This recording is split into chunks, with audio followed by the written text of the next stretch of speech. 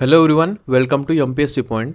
मित्रांनो, MPSC combine group B mains 2024चे सर्व पदांचे रिझल्ट आलेले आहेत आणि त्यानुसार जे कॅन्डिडेट्स 2024च्या PSI फिजिकल म्हणजेच ग्राउंडला पात्र झालेले आहेत त्यांची देखील लिस्ट आयोगाने पब्लिश केलेली आहे.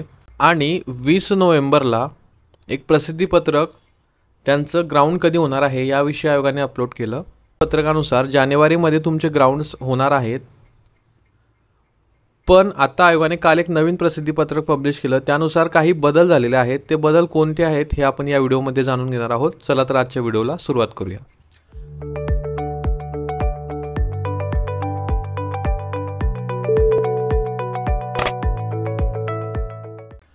सो बघा, इथे स्क्रीनवर तुम्ही बघू शकतात 20 नोव्हेंबर रोजीचं हे प्रसिद्धीपत्रक आहे.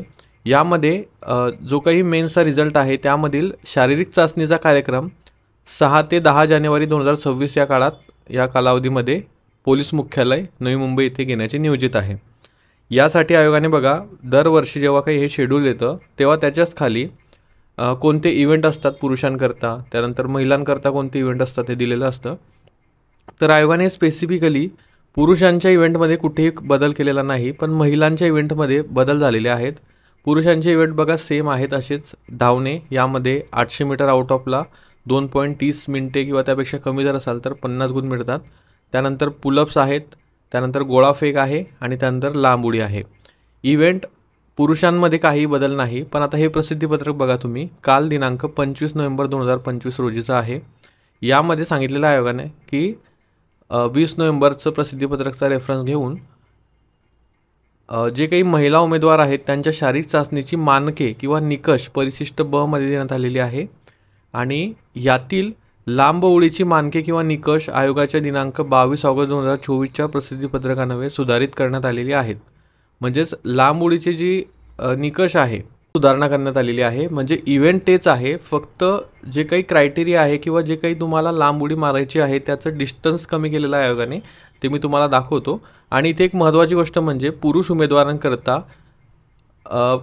जे प्रसिद्धीपत्रक आलेलं आहे बघा 20 नोव्हेंबर 2025ला, त्यानुसारच हे इव्हेंट्स किंवा जे काही सर्व क्रायटेरिया असेल तो राहील.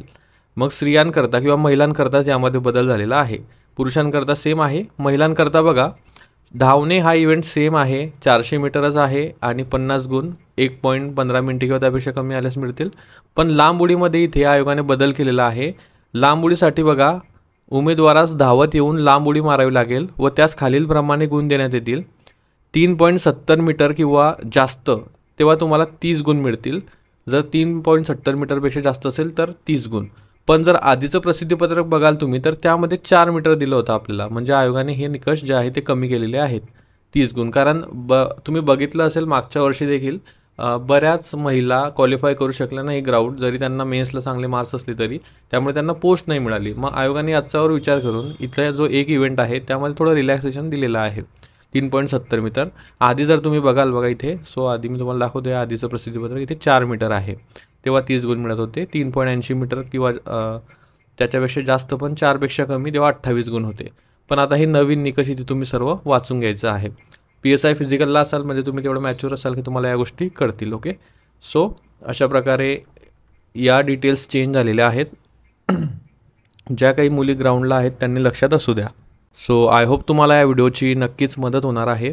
तुमचं कोणी मित्रमैत्रीण जर PSIच्या या शारीरिक चाचणीला असेल पात्र तर त्यांना तुम्ही हा व्हिडिओ पाठवू शकतात, जेणेकरून ते अवेअर होतील की थोडं इव्हेंटमध्ये चेंजेस आहेत. कारण जवळपास हे सर्वांना माहीत असेल, पण ज्यांना नसेल माहीत त्यांच्यापर्यंत तुम्ही पोहोचू शकतात.